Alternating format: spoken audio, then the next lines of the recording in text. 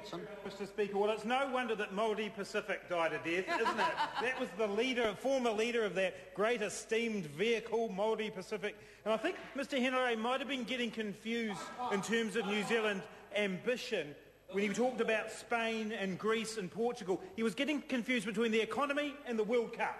Because we are ambitious to meet Spain, Greece and Portugal in the World Cup, but we want to do a whole lot better than that when it comes to the economy. And what Mr. Henare needs to accept is that if Labour had followed the advice of the National Party when we had been in government and indulged in a frenzy of tax cuts year after year, John Key, Don Brash, Bill English stood up and said, "Why aren't you cutting taxes? Why aren't you cutting taxes?" And instead we were paying down debt, we were investing in the economy, and that's why we're not in the position of Greece.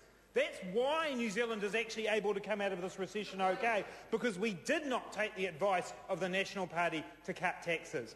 Mr. Speaker, this was a budget where there were choices to be made. This wasn't a recession year budget. Bill English has told us the recession's largely over for New Zealand. This was a budget where there were choices available to the government, and the wrong choices were made, Mr. Speaker. This could have been a budget that was about increasing the skills of New Zealanders. This could have been a budget about promoting an economy that's based on sustainable jobs. I've just come back from China, Mr. Speaker. Even in China, the message is getting through. The economy and the environment need to be seen together. We need to invest in high-tech, green tech, new technologies that will grow sustainable jobs for the future. This budget could have made that choice, Mr. Speaker, and it did not make that choice. This could have been a budget that invested in our future, that said that skills and training were important. This government over here talks about Australia a lot. They could look at the last two budgets to come out of Australia and see $1 billion going into tertiary education, $1 billion extra dollars going into tertiary education to lift caps on enrolments that they've had in place. Because the Australian government knew that this was the time to invest in people. This was the time to say that skills matter, that as we emerge from the recession we need an economy where people can pick up those new technologies, take on new skills, take on new jobs, become more productive. This budget could have made choices to invest in people, but it did not. Mr. Speaker, it made the wrong choices. It said to young people, we're not that concerned about giving you a good start because we want to give tax cuts to the few. That's the choice that's been made. And any member across the House can go along to an early childhood centre in their area and answer the question, do tax cuts for us in this House matter, or does quality teaching and affordable childcare and affordable early childhood education matter? That's the choice, and the choice has been made by the National Party to give tax cuts to the few and take money away from early childhood education and away from parents. I visited several early childhood centres in my electorate after the budget. They are deeply concerned, and they're deeply concerned on a number of levels. They're concerned because a number of parents will not be able to afford the increased fees that they are being forced to charge. One early childhood centre I visited with my colleague Sue Moroney was talking about an additional $50 a week.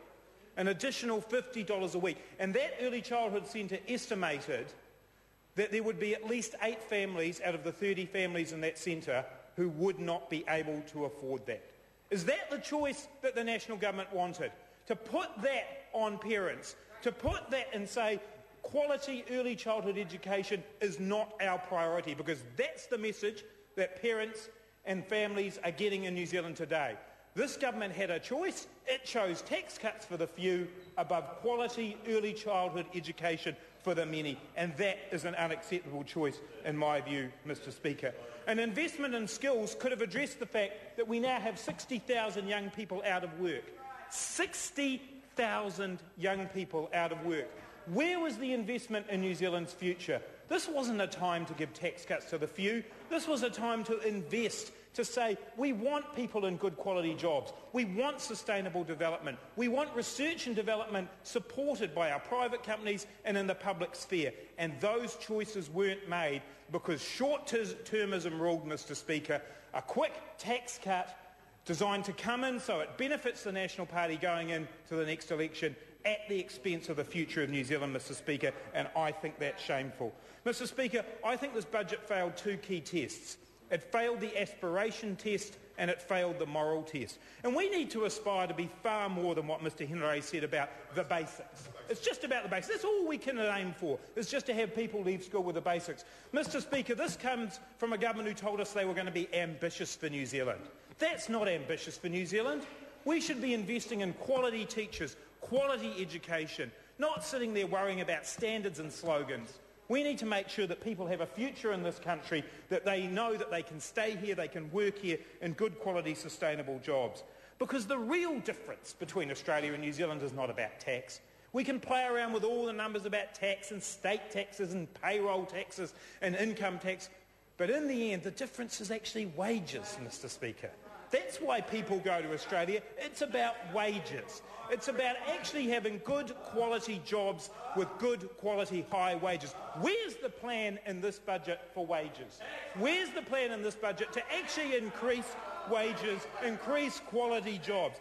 There is no aspiration in this budget to invest in the future of New Zealand, Mr Speaker, because what we saw was a tax swindle, a tax shuffle that's actually increased prices for ordinary New Zealanders. And what I see in my electorate, even in a relatively affluent electorate like Wellington Central, is people struggling with their cost of living. The number one issue I get coming through the door from people is the cost of living, power prices, food prices, petrol. What did this budget do about that? Well, what this budget is worse than nothing. What this budget did was it increased costs in that. It increased costs in electricity. It's increased costs in food through the increase in GST. It has made the cost of living far, far worse for ordinary New Zealand families, Mr Speaker. It fails in its test to give them inspiration, to give them aspiration. And if you cut education and if you cut into health, that cuts into the social fabric of New Zealand. We've seen ACC charges go up. We've seen early childhood costs go up. Any benefits derived from the tax cuts are wiped out.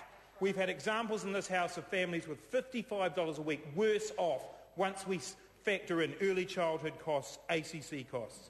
So what's the government's reaction to all of this? What can they do? Well, Bill English straight away after the budget starts talking asset sales, because quite clearly that's the agenda he wants to get up. John Key's not so sure. But the shine of the budget wore off very quickly, Mr Speaker, around my electorate, and I'm sure it has around a lot of other electorates. So this budget has failed the aspiration test. It's failed the test of inspiring New Zealanders to get out there and be proud of their country and work hard and be in a sustainable economy. But far worse than that, in my opinion, Mr Speaker, it fails a moral test.